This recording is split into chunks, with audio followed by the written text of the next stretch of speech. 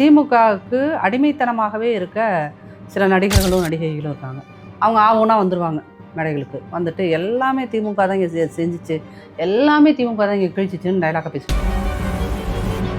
ஒரு கலைஞனோட வேலையை அரசாங்கத்தை எதிர்த்து கேள்வி கேட்பதை ஒழிய அரசாங்கம் செய்கின்ற தில்லாலங்கடித்தனங்களுக்கு ஜால்ரா போடுவோம். அப்போ இனிமேல் டிஎம்கேவை நம்பி மட்டும் நீ படம் எடு, தியேட்டரில் ஒரு போர்டு வச்சிரு, உடன்பிறப்புகள் மட்டும்தான் நீங்கள் படம் பார்க்க வர வேண்டும், மற்றவன்லாம் வெளியே போய் தைரியம் இருக்கா? விஜய் சேதுபதிக்கு இந்த தைரியம் இருக்கா? சூர்யாவுக்கோ ஜோதிகாவுக்கோ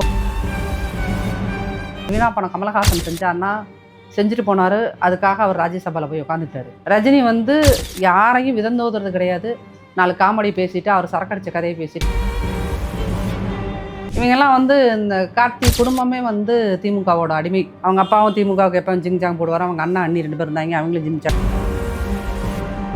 திமுக வந்து இந்த மெத்து கடத்துறது, கிட்னி திருடுறது, பெண்கள் மீதான வன்முறை, வீடு வீட்டுக்கு இன்னைக்கு கஞ்சா.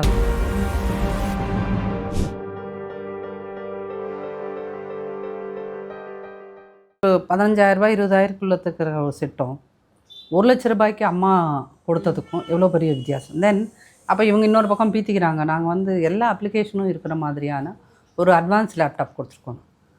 அம்மா கொடுத்த காலத்தில் அவங்களுக்கு நோக்கம் வந்து நீ எனக்கு ஓட்டு போடுங்கிறது கிடையாது.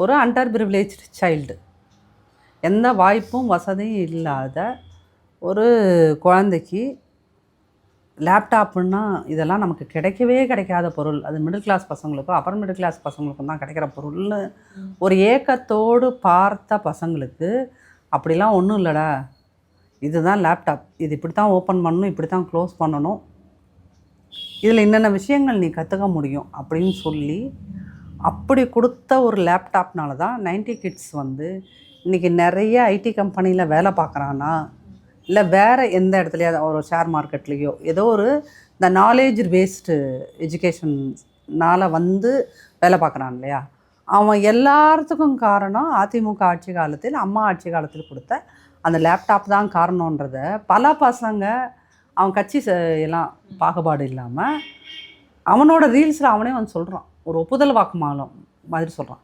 நான் வந்து இந்தந்த கம்ப்யூட்டரை பற்றின பேசிக் நாலேஜ் வந்து இந்த லேப்டாப் வழியாக தான் கற்றுக்கிட்டேன். அப்போது நீங்கள் ஒரு ஸ்கீம் கொண்டு வரீங்கல்ல, அது வந்து உண்மையிலுமே அந்த சொசைட்டி பயன்படணும்னு கொடுக்குறியா, உன்னோட ஓட்டுக்காக கொடுக்குறியாங்கிறத கட்சிக்காரர்களுக்கு இருக்கிற தெளிவை விட அதனால் பயனடைகின்ற மக்களுக்கு தெளிவது இருக்குது. இன்றைக்கி நீ பொங்கலுக்கு போன வருஷம் 1000 ரூபா கொடுத்தியா, 3000 கொடுத்தியா, அதுக்கு முந்தின வருஷம் கொடுத்தியா, கொடுக்கல. அதுக்கு முந்தின வருஷம் இந்த 3000க்கு பதிலாக என்ன கொடுத்த? புழுவும் பூச்சியும் இருக்கிற வெள்ளத்தையும் புளியையும் மஞ்சத்தூளையும் கொடுத்த. 2 வருஷம் இடையில ஒன்றுமே கொடுக்கல. இன்றைக்கி திடீர்னு வந்து நீ 3000 கொடுக்குற. எதுக்கு கொடுக்குற? உங்கள் அப்பா வீட்டு காசை எதுக்கு கொடுக்குற? தேர்தல் நெருங்குதுன்னு கொடுக்குற. அப்போ அங்கே காசு வாங்கும் போதே, இப்போ நான் நேற்று ஊருக்கு போயிருந்தப்போ என்னோடய கிராமத்தில் இருக்கிறவங்களாம் அது சாதாரணமாக மக்கள் பேசிக்கும் போது இது ஸ்டாலின் காசு, ஸ்டாலின் கொடுக்குறாருன்னு சொல்லிட்டு பெரிய அளவுக்கு வந்து பொலிட்டிக்கல் அவேர்னஸ் இல்லாத மக்கள்னா எலெக்ஷன் வருதுன்னொன்னா அவன் அண்டா குண்டா கொடுத்தான். இவங்க திமுக எம்எல்ஏஸ் அங்கிட்டு அன்பில் மகேஷ் சார்பில் எங்கள் ஊரில் அண்டா குண்டாலாம் கொடுக்க ஆரம்பிச்சிட்டாங்க. இந்த பக்கம் 3000 ரூபா காசு வருது. என்னென்னா இந்த பொங்கல் ஜெகஜோதியாக இருக்கும், ஏன் எலெக்ஷன் வருது. அப்போ மக்களும் ஒரு தெளிவாக இருக்காங்கன்னா, நீ கொடுக்குறது கொடுறாசா, நீ எவ்வளோலாம் அடித்தேன்னு நாங்களும் நியூஸில் பார்க்குறோம்ல, நியூஸில் சொல்கிறாங்க. உங்கள் ஆட்கள் எதுக்கு போய் ஜெயிலில் இருந்தான், எதுக்கு பொன்முடி கோர்ட்டுக்கு போனார், பதவி விலகினார், எல்லாத்தையும் பார்க்குறான். பார்த்துட்டு அவங்களுக்கு இது டீட்டெயில்டாக என்ன பண்ணுறாங்க எது பண்ணுறாங்கலாம் தெரில. ஆனால் இவன் ஒரு சக்திக்கு மீறி நிறையா காசை வீட்டுக்கு கொண்டு போயிட்டானுங்க அப்படின்ற புரிதல் பொதுமக்களுக்கு இருக்குது. அப்போ அதில் நீ ஒரு 3000 ரூபா கொடுக்குறியா, கொடு. ஏன்னா நீ என் பேரை சொல்லி தான் நீ என்ன பண்ணுற, உலக வங்கியில் 5 லட்சம் கோடி கடன் வாங்கி வச்சுருக்க அப்படின்றத பொதுமக்களுக்கு அந்த புரிதலும் அண்டர்ஸ்டாண்டிங்கும் போன ஒரு 4 வருஷத்துக்கு முன்னாடி இருந்ததை விட இந்த ஒரு 5 வருஷ தேர்தலில் அவங்க இன்னுமே அவேர் ஆகியிருக்காங்க. விஷயங்கள் குறித்தின ஒரு தெளிவும் ஒரு அண்டர்ஸ்டாண்டிங் அவங்களுக்கு வந்திருக்கு. அதனால் இந்த 3000 ரூபா கொடுக்குறது, 10,000 ரூபா கொடுக்குறது, இதெல்லாம் வந்து மக்கள் இன்றைக்கி தேதிக்கு நம்புறதா இல்லை. அது ஒரு காரணம் திமுக வீட்டுக்கு போகிறதுக்கு. இன்னொரு காரணம் அதிமுக அமைத்து கொண்டிருக்கின்ற இந்த கூட்டணி இருக்கு இல்லையா, அதில் ஒன்று இன்றைக்கி பாமக வந்திருக்கு, நாளைக்கு திமுக வருவார்கள். அப்படிங்கும்போது அது கூட்டணி இன்னும் ஸ்ட்ராங் ஆகி போன முறைக்கும் எங்களுக்கும் இவங்களுக்கும் அதிமுகவுக்கும் திமுகவுக்கும் இருந்த ஓட்டு வித்தியாசங்கிறது 3%. அதில் சில இடங்கள்ல எல்லாம் இங்கே டி நகர்ல எல்லாம் வெறும் 100 ஓட்டில் நாங்கள் எம்எல்ஏ சீட்டை விட்டோம். வெறும் 100 ஓட்டில். ஸோ அந்த மாதிரி 100 ஓட்டில் விட்டது, 150 ஓட்டில் விட்டது, 650 ஓட்டில் நெய்வேலி விட்டது, சில இடங்களில் 300 ஓட்டுகளில் விட்டதுன்னெலாம் அதுவே ஒரு 10 தொகுதி வந்துரும்னு வச்சுக்கோங்களேன். அப்போ 75 + 10 85 ஆயிடுச்சு. அப்போ இன்னும் நாங்கள் வந்து ஆட்சி அமைக்கிறதுக்கு இன்னும் வந்து உங்களுக்கு என்ன அங்கிட்ட 117 அப்படிங்கும்போது ஒரு 25 தேவைப்பட்டிருக்கும். அந்த மாதிரி ஒரு ரொம்ப மயிரிழையில் விட்டது தான். இத்தனை 10 வருஷம் ஆட்சியில் இருந்துட்டு ரொம்ப ஒரு சின்ன மார்ஜினில் தான் நாங்கள் ஆட்சியை இழந்தோம். ஸோ இந்த முறை வந்து இந்த கூட்டணி பலத்தாலும் திமுக வந்து இந்த மெத்து கடத்துறது, கிட்னி திருடுறது, பெண்கள் மீதான வன்முறை, வீடு வீட்டுக்கு இன்றைக்கி கஞ்சாவும் இருக்குது. வீடு வீட்டுக்கு இன்றைக்கி வந்து குழந்தைங்களுக்கு கஞ்சாவும் இருக்குது. ஸ்கூல் டீச்சர்ஸோட இன்றைக்கி மிகப்பெரிய பிரச்சனை குழந்தைங்களுக்கு பாடம் சொல்லி தரதில்லை. இந்த கஞ்சா அடிச்சுட்டு கிளாஸ்க்கு வரான்ல, கூல் லிப் சாப்பிட்டு கிளாஸ்க்கு வரான்ல, அவனை எப்படி ஹேண்டில் பண்ணுறது தான் இன்றைக்கி ஒவ்வொரு கவர்மெண்ட் ஸ்கூல்லையும் வேலை பார்க்குற டீச்சருக்கு இன்றைக்கி இருக்கின்ற மிகப்பெரிய சவால். அதுதான். அது எந்த மீடியாவும் அட்ரஸ் பண்ணுறதில்ல. அப்போது ஒரு என் பையன் வந்து அதிமுக ஆட்சியில் இந்த அளவுக்கு கஞ்சா அடிச்சுட்டு ஸ்கூலுக்கு போனானா? காலேஜ் போகிறதுங்கிறதுல ஸ்கூல் படிக்கிற பையன் போகிறானா?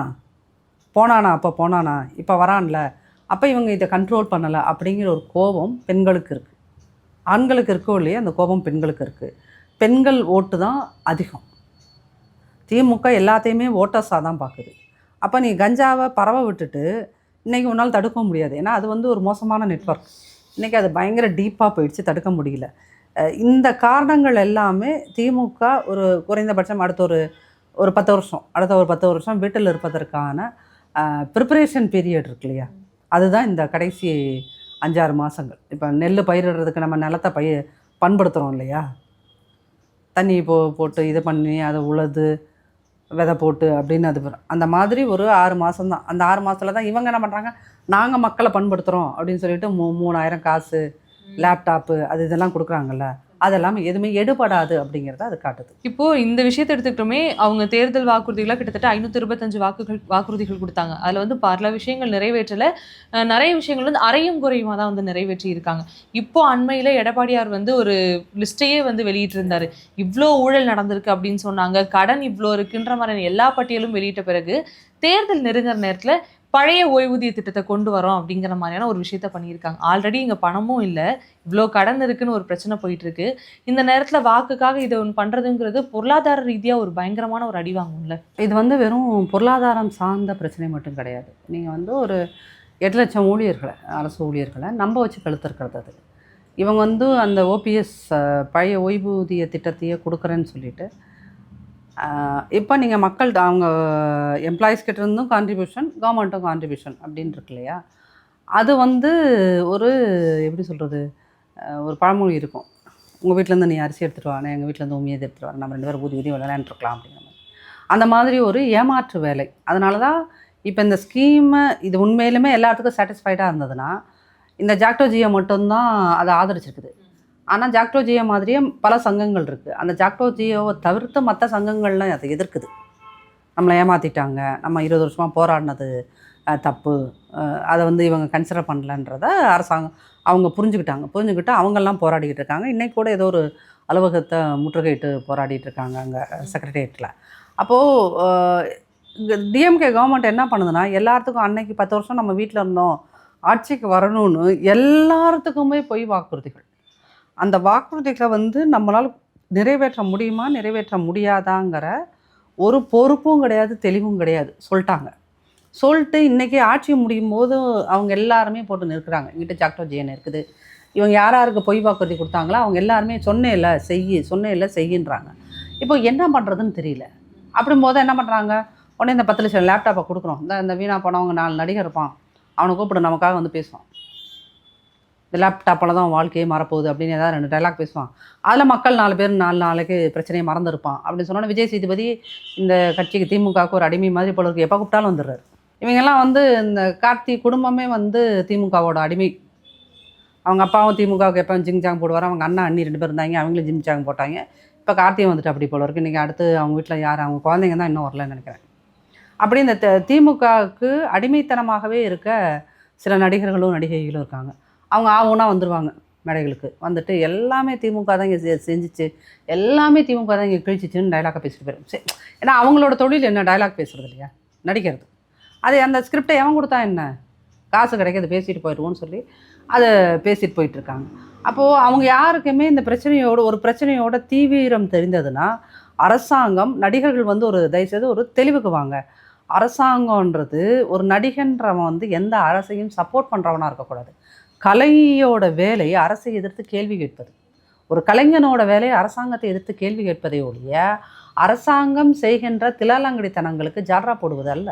அதை சூர்யா சார் குடும்பம் புரிஞ்சுக்கணும். அவர் விஜய் சேதுபதிங்க அவர்லாம் தன்னை ஒரு பெரிய கலைஞர்னு நினச்சிக்கிட்டு இருக்காரு, நம்பிட்டு இருக்காரு. அப்படிங்கும்போது அவங்களாம் இதை புரிந்து கொள்ள வேண்டும். நம்ம என்ன பண்ணிகிட்ருக்கோம் ஆக்சுவலி.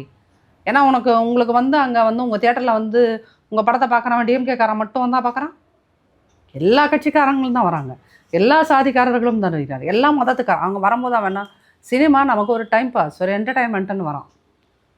அப்போ நீ எல்லாருக்கும் மாணவனாகத்தானே இருக்கணும் ஒரு கலைஞர். நீ என்ன பண்ணுறீங்க, டிஎம்கேக்காக மட்டும் இருக்கானா, அப்போ இனிமேல் டிஎம்கேவை நம்பி மட்டும் நீ படம் எடு, டிஎம்கே தொண்டர்களை நம்பி மட்டும் நீ ரிலீஸ் பண்ணிக்கோ. தியேட்டரில் ஒரு போர்டு வச்சிரு, உடன்பிறப்புகள் மட்டும்தான் நீங்கள் படம் பார்க்க வர வேண்டும், மற்றவன்லாம் வெளியே போய் தைரியம் இருக்கா? விஜய் சேதுபதிக்கு அந்த தைரியம் இருக்கா? சூர்யாவுக்கோ ஜோதிகாவுக்கோ கார்த்திக்கோ அந்த தைரியம் இருக்கா? எங்கள் குடும்பத்தில் நடிக்கிறவர்களின் படங்களை திமுக கழக உடன்பிறப்புகள் மட்டும் பார்த்து எங்களுக்கு கோடிகளை கொடுத்தால் போதும், மற்ற யாருடைய காசும், அதிமுககாரர்கள் காசு வேண்டாம், டிவிகேக்காரன் காசு வேண்டாம், நடுநிலைமையாக இருக்கிறவங்க காசு வேண்டாம், பெண்களோட காசு எங்களுக்கு வேண்டாம், இவெல்லாம் மற்ற எங்கள் உடன்பிறப்பு மட்டும் பழைக்க வச்சுருவான், நாங்கள் வாழ்ந்துடுறோன்னு சொல்ல முடியுமா? அப்படின்னா தைரியமாக அப்படி ஒரு போர்டை வை. அப்போ இந்த ஆக்சுவலி இந்த நடிகர்கள் அரசியல் ஃபங்க்ஷனில், அரசு சார்ந்த ஃபங்க்ஷனில் கலந்துக்கிட்டு ஒரு அரசை ரொம்ப விதந்தோதது இருக்குல்ல, அது அந்த வீணா பணம் கமலஹாசன் செஞ்சார்னா செஞ்சுட்டு போனார், அதுக்காக அவர் ராஜ்யசபாவில் போய் உட்காந்துட்டார். ரஜினி வந்து யாரையும் விதந்தோதுறது கிடையாது, 4 காமெடி பேசிவிட்டு அவர் சரக்கடிச்ச கதையை பேசிவிட்டு அவர் போயிட்டார். இவங்க இந்த திமுக விழாக்களுக்கு கூப்பிடும்போது நானும் இளையராஜாவும் இப்படி தண்ணி அடித்தோம், அப்படி பேசணும் இப்படி பேசணும்னு சொல்லி எதையோ ஒன்றும் பண்ணிட்டு போகிறாங்க. ஆனால் கலைஞர்கள் அவர்களுக்குடைய ஒரு நடிகர்களோ கலைஞர்களோ அவர்களுக்குடைய பொறுப்பு என்ன, அரசியலில் அவங்களோட பொறுப்பு என்னங்கிறத புரிஞ்சுக்கணுங்கிறதுக்காக தான் இது. நான் அவங்கள திட்டணுங்கிறதுக்காக சொல்ல. அது ஒரு கலைஞனுக்கு இருக்கிற ரெஸ்பான்சிபிலிட்டி என்ன, ஒரு சமூகத்தை மேம்படுத்துதல், உங்களுக்கு கலை செயல்பாட்டின் மூலமாக ஒரு சமூகத்தை மேம்படுத்துதல். ஆனால் நீங்கள் என்ன பண்ணிகிட்ருக்கீங்க, ஒரு பர்டிகுலர் கட்சியோட ஜால்ராவாக மாறுறீங்கல்ல, அது உங்களுக்கு நீங்களே வைத்துக்கொள்கின்ற ஆப்பு அப்படிங்கிற மாதிரி தான். இது ஒரு வேலை அதிமுக அப்படியெல்லாம் அல்பத்தனமாக செயல்படாது. ஒரு வேளை இனிமேல் நடிகர் கார்த்தியின் படங்களை அதிமுக தொண்டர்கள் பார்க்க வேண்டாம் அப்படின்னு ஒரு அனௌன்ஸ்மெண்ட் கொடுக்குறோன்னு வச்சுக்கோங்க. திமுகவுக்கு ஜால்ரா போட்டிருக்காங்க, இவங்க படங்களை நாம் ஏன் பார்க்க வேண்டும்?